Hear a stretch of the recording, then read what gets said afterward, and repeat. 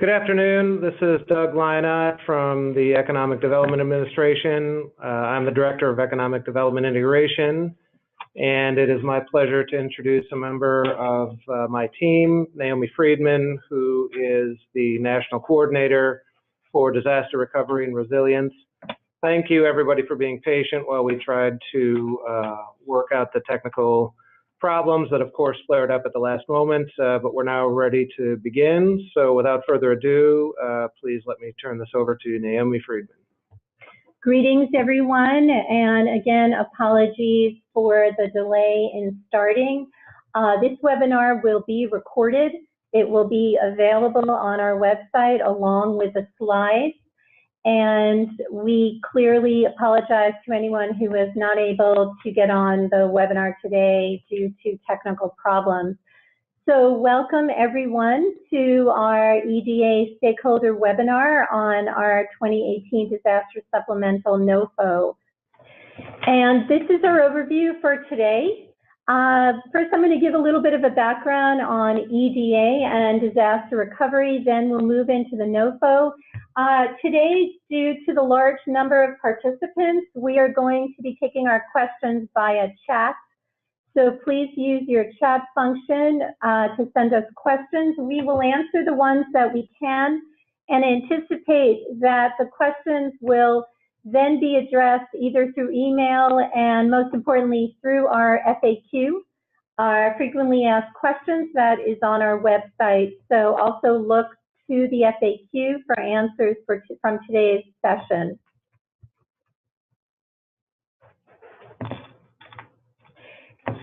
Just a few goals for today, and I urge you to use your copy of your NOFO as your go-to guide, both for this session and in general.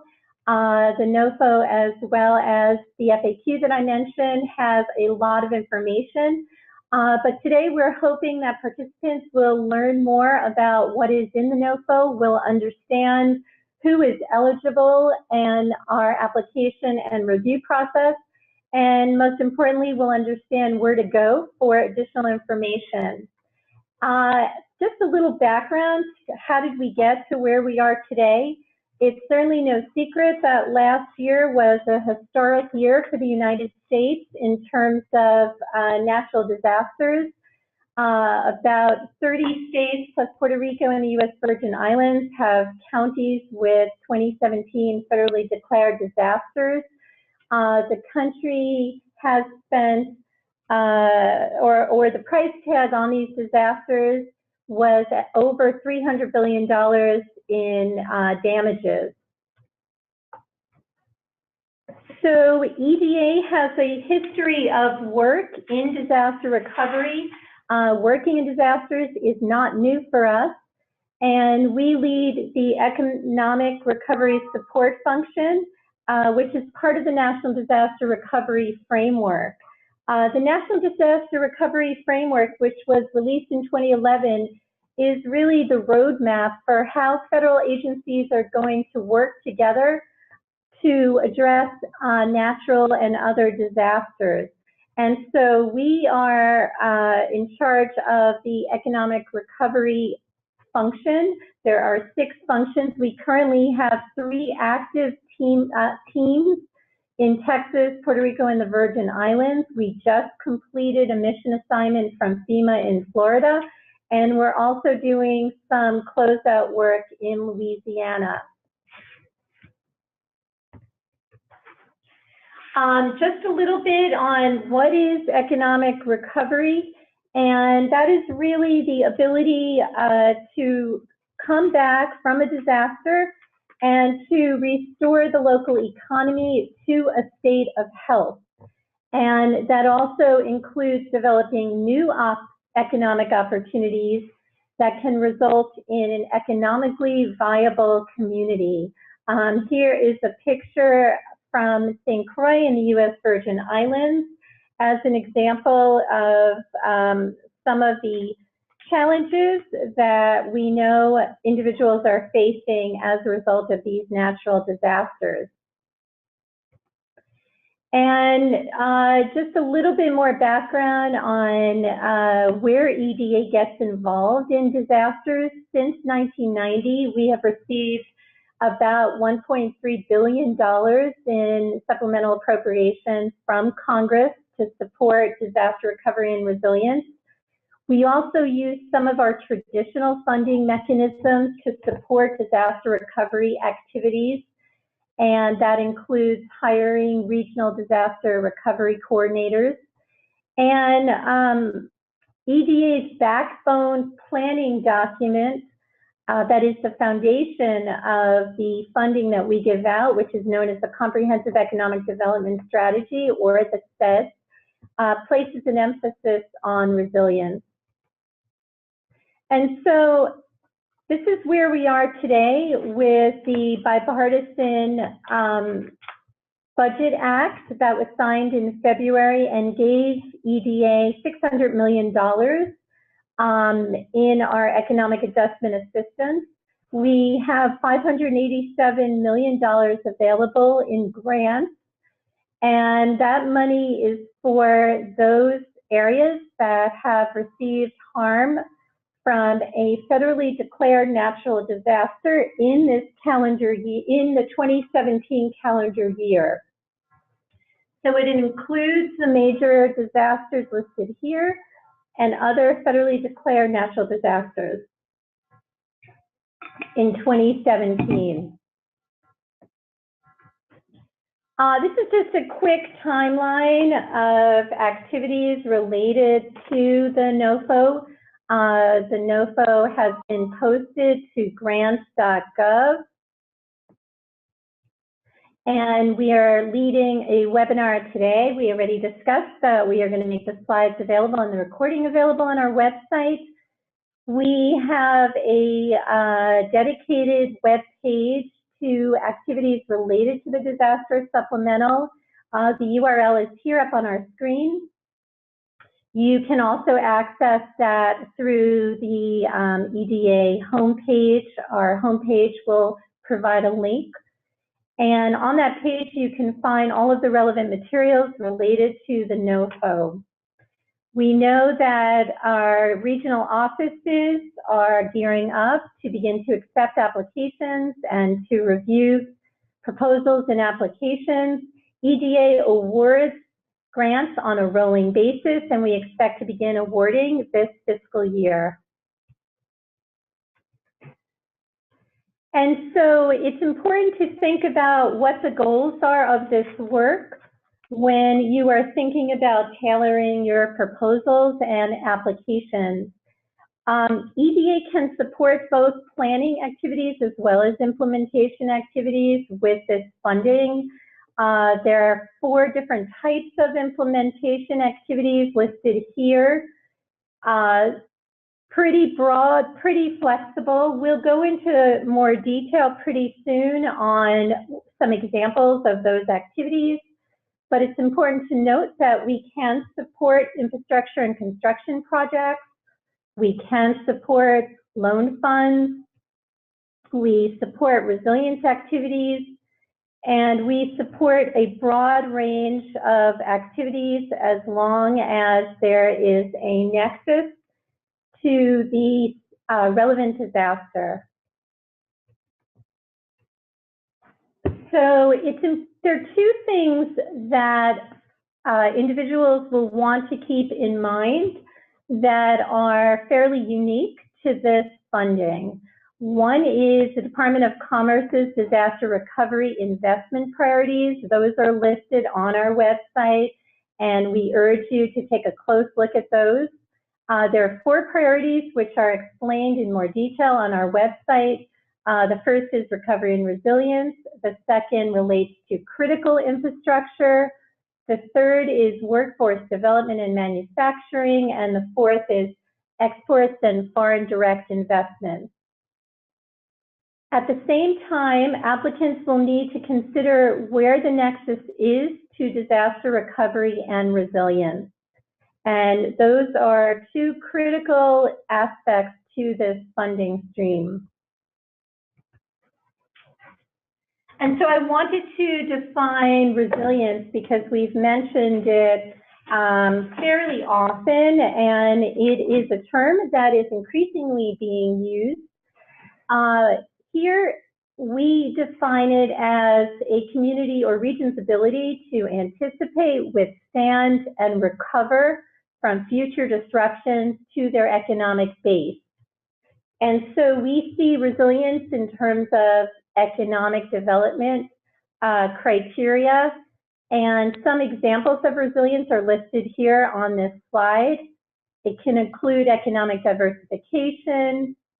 It could include projects that enhance and expand businesses. It could include strengthening infrastructure. It could also include planning efforts related to economic recovery and resilience. I wanted to quickly mention the allocations that are listed in our NOFO. And EDA has 6 regional offices, which may be different than some other federal agencies. And so it will be important for you to understand which federal office you will need to submit your proposal and application to. I did highlight here that the Philadelphia office does include Puerto Rico and the U.S. Virgin Islands. And so this is the amount of money that each of our 6 regional offices will be receiving that they then will be able to grant out. We do have a disclaimer at the bottom, which EDA does exercise its discretion to adjust these allocations if needed. And unlike some other agencies, we don't per se have a certain amount of money allocated for each disaster or each location, but rather the regional offices receive this amount of money to award to eligible applicants. And so in terms of who's eligible for the funding, these eligible parties should be familiar to you based on other NOFOs and NOFOs that EDA has had.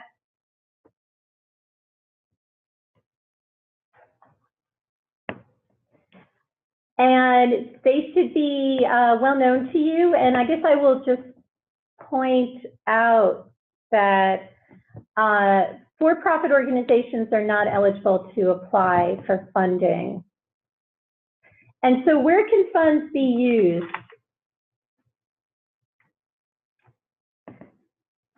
Funds can be used in areas with federally declared disaster in 2017 as per the Stafford Act, as listed on FEMA's website. So this is really important. These must be presidentially declared disasters as per the Stafford Act. And these are considered major disasters that receive a federally disaster declaration. So you will want to check to make sure that the project you have in mind is in one of those areas.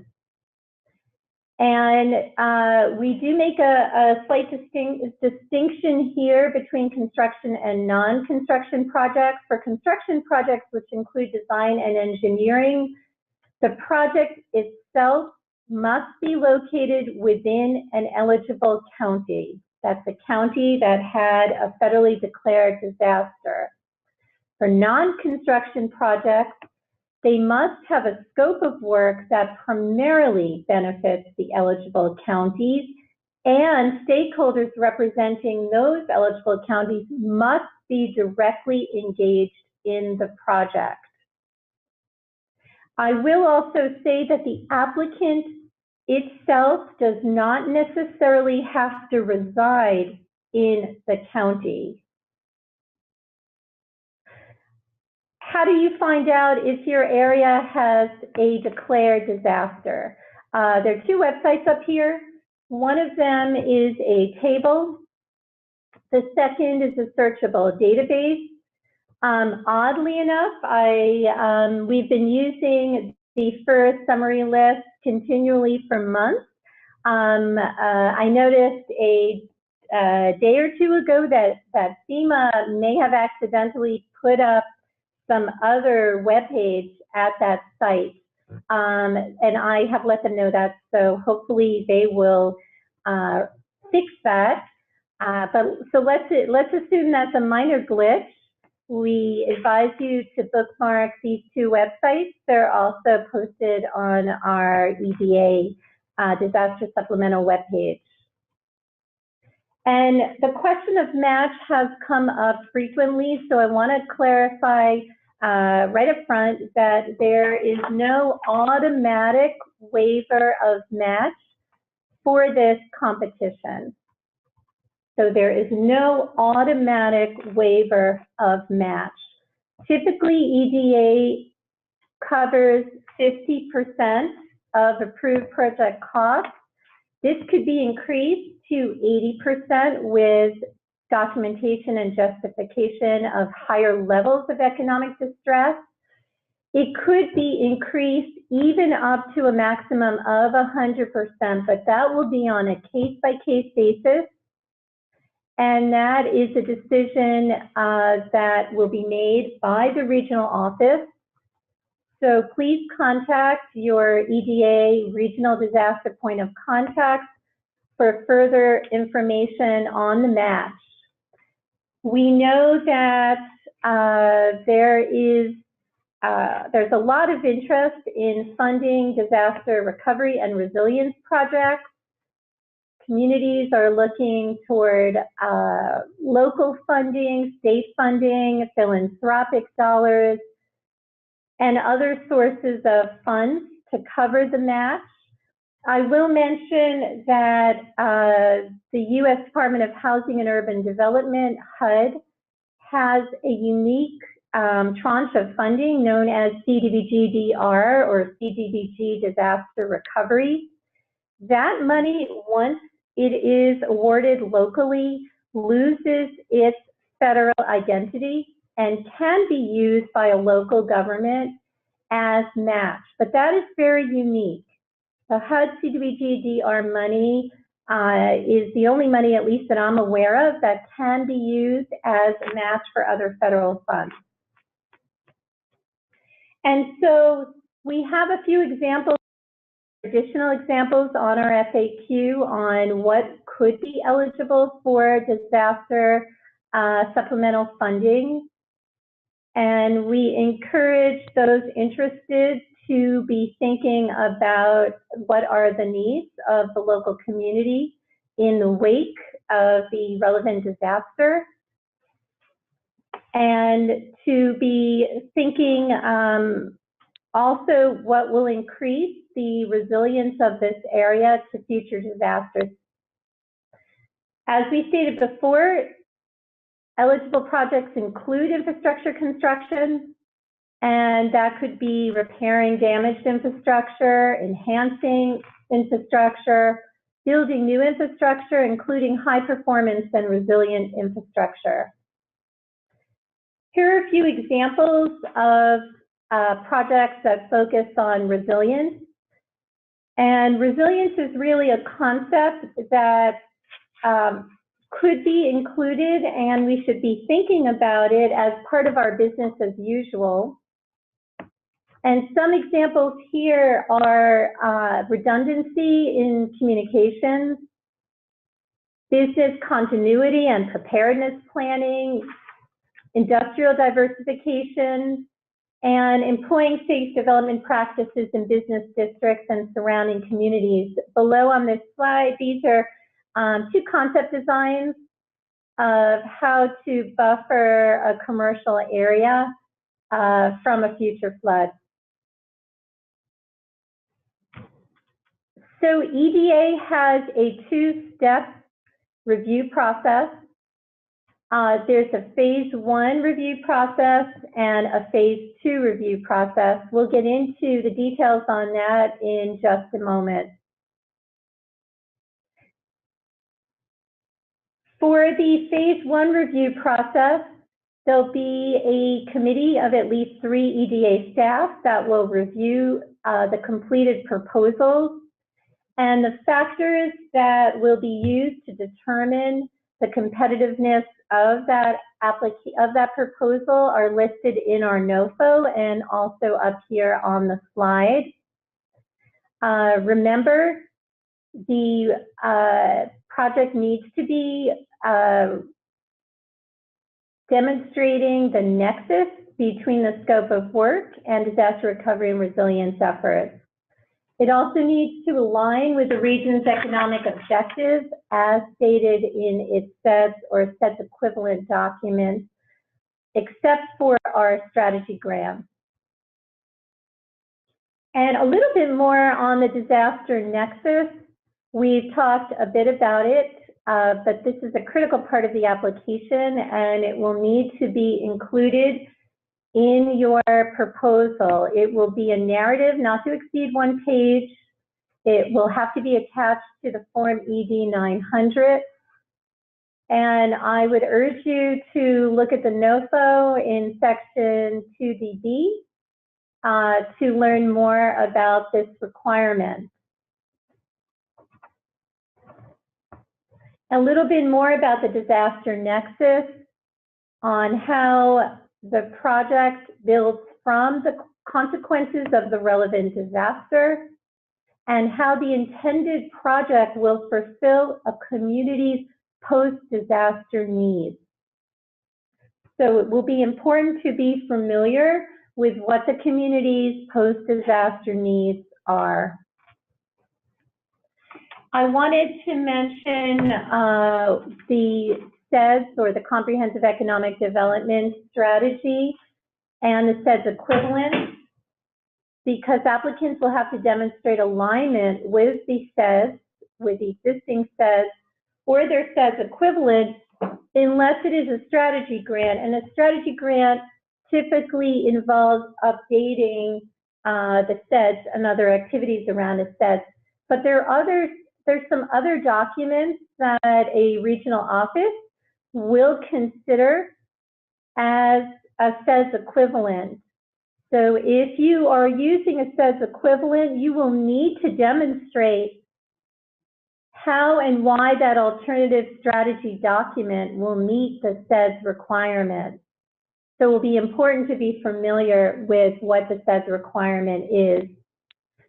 On this list, the last bullet, I listed the long-term recovery support strategies. Those are special documents that are prepared in FEMA disaster locations, and they include recommendations and strategies for long-term recovery. And there may be some useful information to inform your application. So the phase 2 will be convened also by the regional office. It's important to note that EDA is not obligated and cannot guarantee that any project will receive funding in whole or in part. So if you do successfully move from a phase 1 to a phase 2, there is still no guarantee of funding.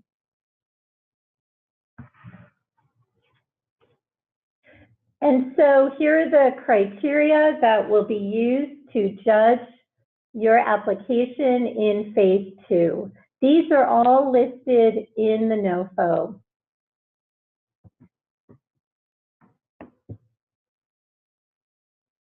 There are 12 different criteria.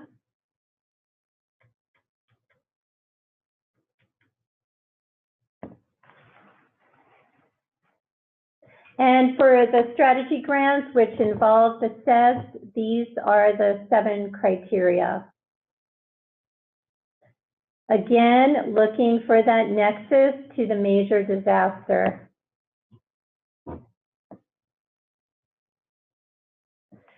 I wanted to mention a few important things. I know that we went through that presentation fairly quickly. The slides will be available. The FAQ and the NOFA are available. And I wanted to mention that there are a lot of federal agencies that have received disaster funds in addition to EDA. We imagine that many applicants are researching those opportunities and are thinking about ways perhaps to leverage resources for greater impact.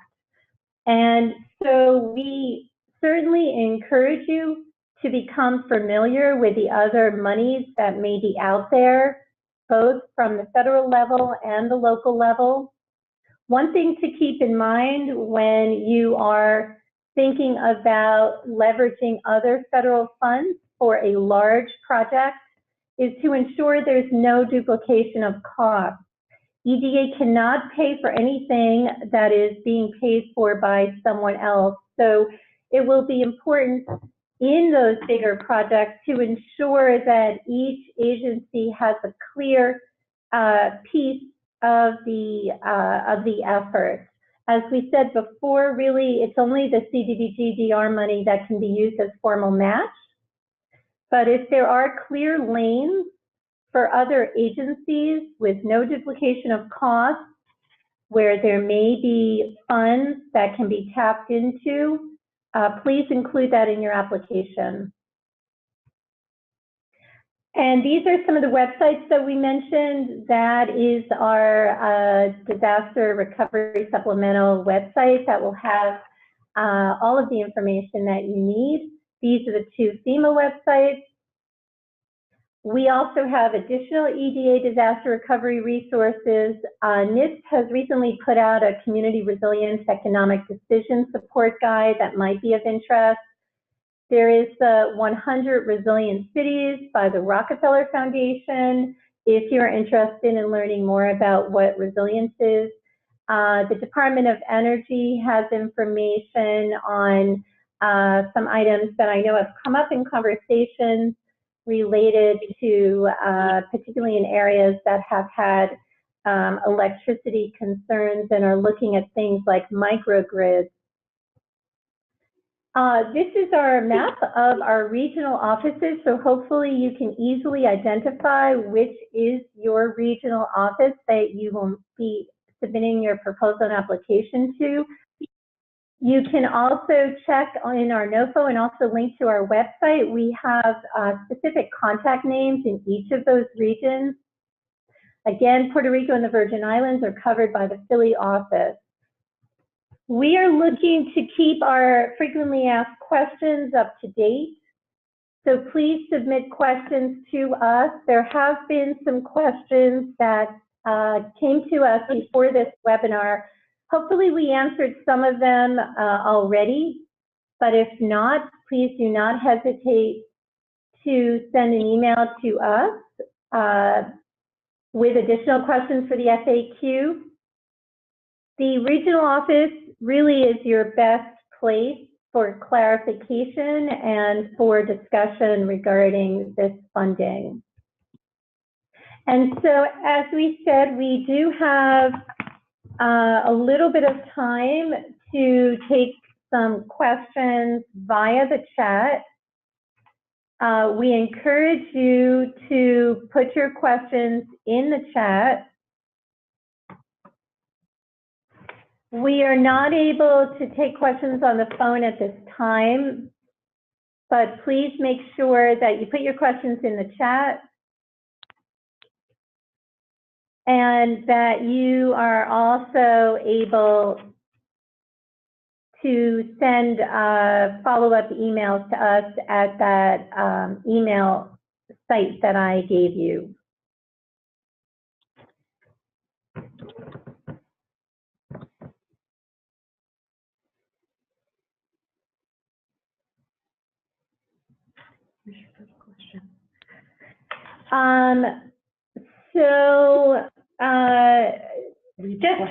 Just to repeat some things that I said that seem to be of interest, there is no deadline.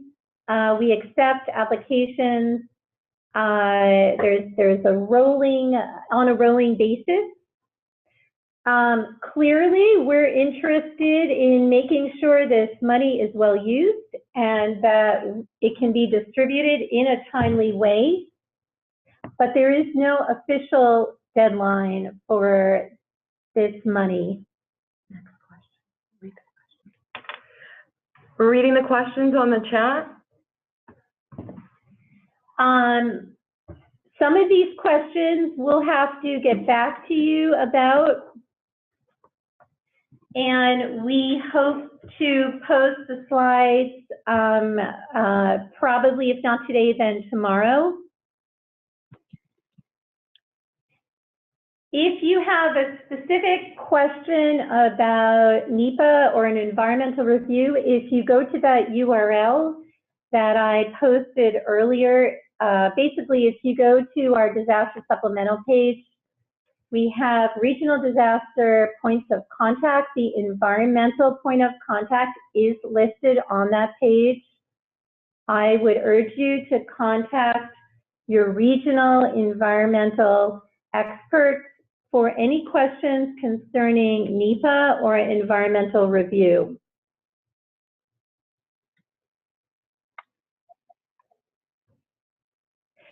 When we talk about mitigation or resilience, and we talk about being resilient to future disasters, the applicant should really define what that is.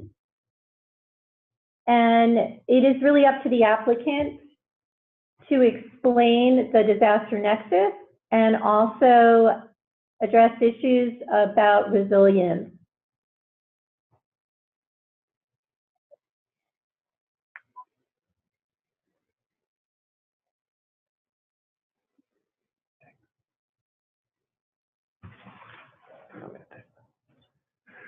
Hi, this is Doug Leinott. Once again, I introduced today's webinar, and I wanted to interject for a moment to respond to a question that's been submitted with respect to coordinating projects across regional lines. And the example cited here is a project that would pertain to both Puerto Rico and Florida.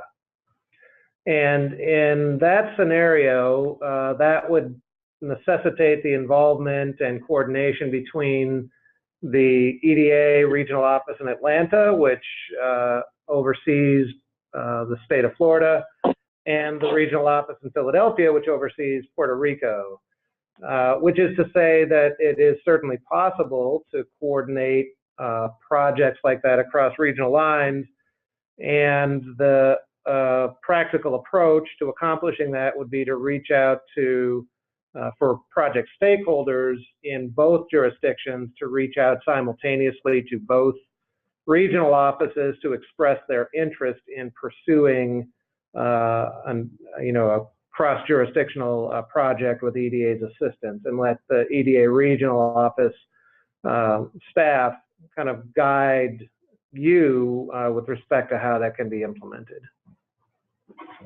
Thanks, Doug. There was a question asked about HUD, CDBG, DR funding. HUD is really the best group to be answering that question. And they have a very different process than we do here at EDA. And so I would urge you to ask HUD directly, either the HUD regional office. HUD has 10 regions. Any of your questions that you might have about HUD funding.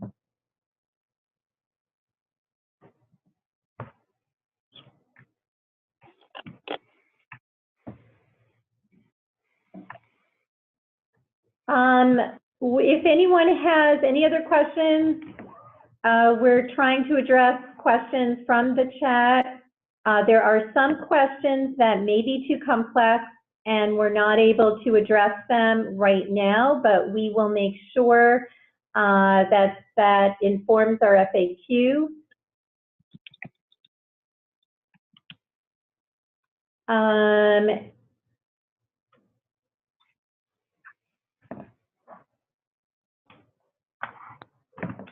So I'm just checking to see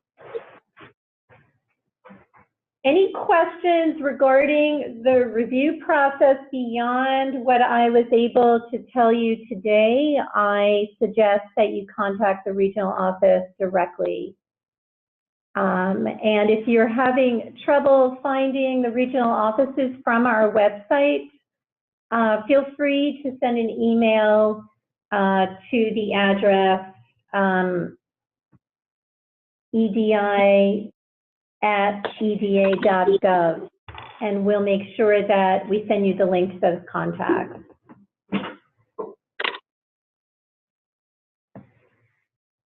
Okay, I think we will be wrapping up pretty soon. We really appreciate everybody's patience. There was a glitch today with the webinar, and we will make sure that everyone who is interested in this receives the slides and recording. We apologize for any technical difficulties. Usually the Zoom works very well, but when it doesn't work well, then we all kind of suffer. So thank you for bearing with us, and we look forward to staying in touch with you. Thanks so much.